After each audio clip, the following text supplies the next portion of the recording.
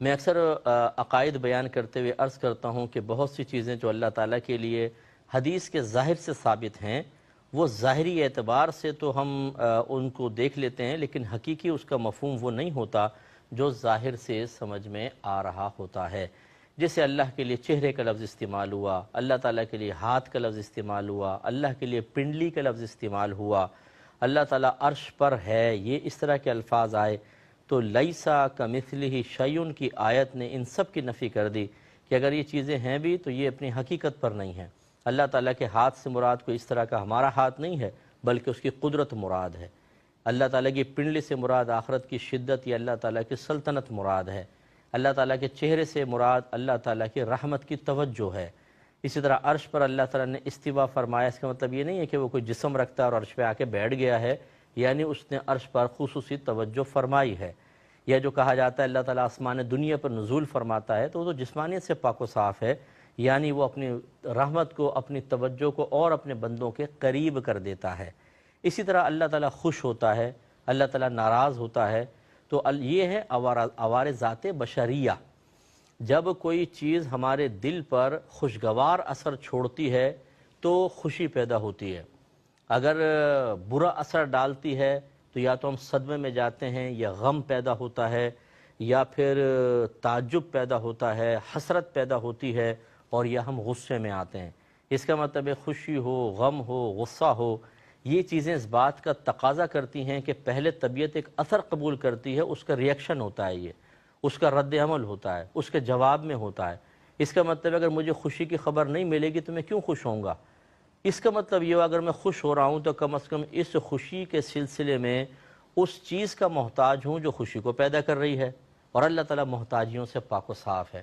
اس لیے جب یہ لکھا جاتا ہے اللہ خوش ہوتا ہے، اس کا مطلب یہ نہیں ہے کہ وہ ہماری طرح خوش ہوتا ہے کہ اس کے معاذ اللہ ایک دل ہے اور اس کے دل پر ہمارے کسی عمل کی وجہ سے اچھا اثر قائم ہوا، پھر اس اثر کا اثر یہ ہوا کہ اللہ تعالیٰ کی کیفیت بدل گئی اور وہ خوش ہو گیا۔ معاذ اللہ ثم معاذ اللہ، اللہ کے لیے ایسا نہیں ہے، بلکہ اللہ کے خوش ہونے کا مطلب یہ ہے کہ اس نے جیسے نماز، ہم کہتے ہیں نماز پڑھو اللہ خوش ہوگا، اس کا مطلب کیا ہے کہ اللہ تعالیٰ نے ازلی فیصلہ کیا ہے کہ کوئی نماز پڑھے گا اسے انعام دیں گے، تو یہ انعام دینے کا ارادہ جو ہے اسی کو ہم خوشی سے تعبیر کر دیتے ہیں۔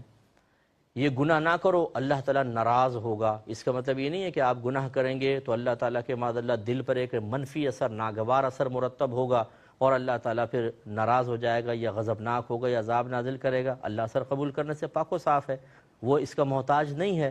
تو اس کا مطلب کیا ہے؟ وہی ازلی ارادہ، اگر تم نماز چھوڑو گے اللہ ناراض ہوگا۔ ناراض ہوگا کا مطلب کیا ہے؟ اس نے ازلی ارادہ کیا ہے کہ تمہیں سزا دے گا، دنیا میں دے دے یا آخرت میں دے دے۔ اس طرح کی تعویلیں کرنا ضروری ہے۔ اب آ جائیں ادھر، روزے دار کے منہ کی خوشبو، اللہ تعالیٰ کے نزدیک مشک کی خوشبو سے بہتر ہے، تو کیا اللہ تعالیٰ سونگتا ہے؟ نو، سونگنے سے تو وہ پاک و صاف ہے۔ یہ عوارض ذات بشریہ میں سے اللہ تعالیٰ اس سے پاک و صاف ہے۔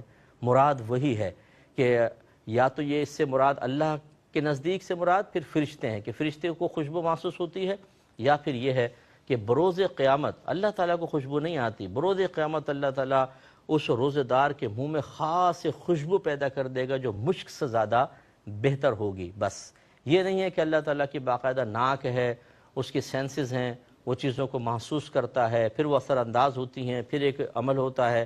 لیسا کمثلہ شیء، اللہ کی مثل کوئی شے نہیں ہے۔